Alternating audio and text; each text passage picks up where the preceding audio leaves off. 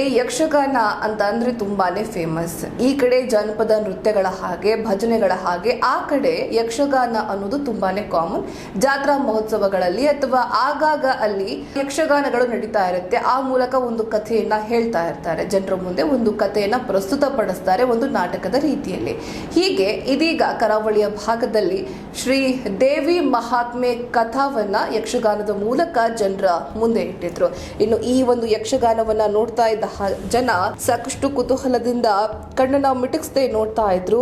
ಇನ್ನು ರಂಗಸ್ಥಳದಿಂದ ಮಗನೇ ಮಹಿಷ ಎಂಬ ಕರೆ ಬಂದ ತಕ್ಷಣ ಯಕ್ಷಗಾನ ಪ್ರೇಕ್ಷಕರಲ್ಲೊಂದು ಪುಳಕ ತನ್ಮಯತೆಯಿಂದ ಯಕ್ಷಗಾನ ನೋಡ್ತಾ ಇದ್ದವರೆಲ್ಲ ಹಿಂದಿರುಗಿ ನೋಡಲು ಶುರು ಮಾಡ್ತಾರೆ.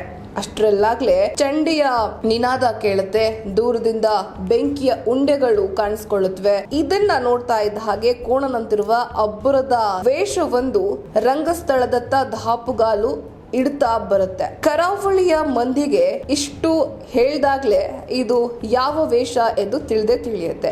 ಶ್ರೀದೇವಿ ಮಹಾತ್ಮೆ ಯಕ್ಷಗಾನ ಪ್ರಸಂಗ. ಹೌದು, ಶ್ರೀದೇವಿ ಮಹಾತ್ಮೆ ಯಕ್ಷಗಾನ ಪ್ರಸಂಗದ ಮಹಿಷಾಸುರ ಪಾತ್ರಕ್ಕಿರುವಂತಹ ಕ್ರೇಜೆ ಅಂತಹದ್ದು. ಹಿರಿಯರು ಕಿರಿಯರು ಎನ್ನದೆ ಮಹಿಷಾಖ್ಯನ ಪಾತ್ರದ ಅಬ್ಬರವನ್ನ ಕಣ್ತುಂಬಿಕೊಂಡವರು ಎಲ್ಲರೂ ಕೂಡ ನೀರುವ ರಾತ್ರಿಗೆ ಈ ವಿಲಕ್ಷಣ ಬಗೆಯ ವೇಷ ಎಲ್ಲರಲ್ಲೂ ಸಹ ನಿದ್ದೆಯಿಂದ ಬಡಿದೆಬ್ಬಿಸುತ್ತೆ.